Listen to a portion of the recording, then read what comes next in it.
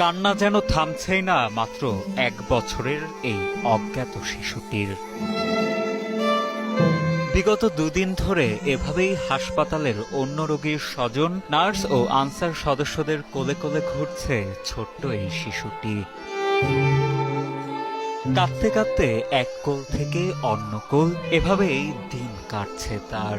বাচ্চাটা হচ্ছে গতকাল ভোর 5টার সময় ভর্তি হয়েছে, আর হয়েছে পুলিশ ক্যাম্পের লোক এসে এখানে ভর্তি করেছে। অন্য কোনো লোক বা বাচ্চার আত্মীয় স্বজন কেউ আসেনি এখন পর্যন্ত, তাদের খোঁজ এখনো পাওয়া যায়নি।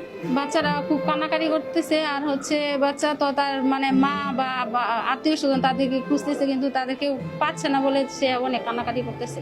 11 এপ্রিল এমনই এক করুণ দৃশ্য দেখা যায় ময়মনসিংহ মেডিকেল কলেজ হাসপাতালের 26 নং ওয়ার্ডে।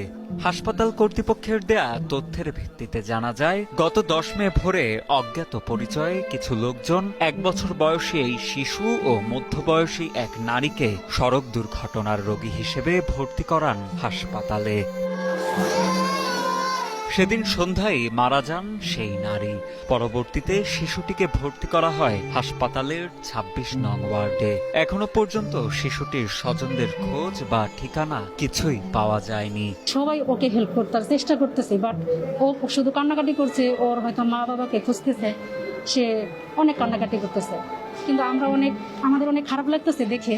এখন আমাদের যতটুকু সম্ভব আমরা চেষ্টা করতেছি। ঘটনাটি জানাজানির পর অন্য রোগীর স্বজনরা ভিড় করছেন শিশুটিকে দেখার জন্য। তবে বর্তমানে শিশুটির প্রাথমিক দেখাশোনা করছেন চিকিৎসাধীন অন্য এক রোগীর স্বজন শাহনাজ ও রাসেল বর্ষা দম্পতি। কালকে বিকেল 5টার দিকে সম্ভবত মা আর বাচ্চাকে নিয়ে আসে। একটা রোড অ্যাক্সিডেন্ট ঘটার পরে ভালুকা থেকে বাচ্চাটাকে নিয়ে আসছে কোনো এক এসআই।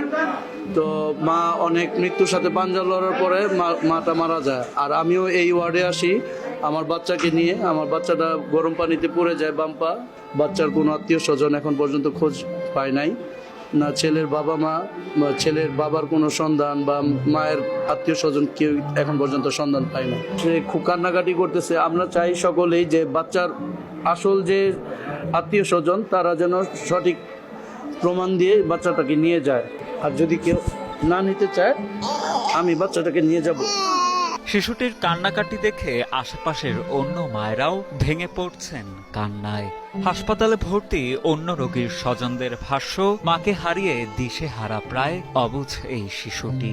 এমত অবস্থায় যে কোনো উপায়েই হোক শিশুটিকে তার স্বজনদের কাছে ফিরিয়ে দিতে সংশ্লিষ্ট প্রশাসনকে যথাযথ ব্যবস্থা নেয়ার জোর দাবি জানান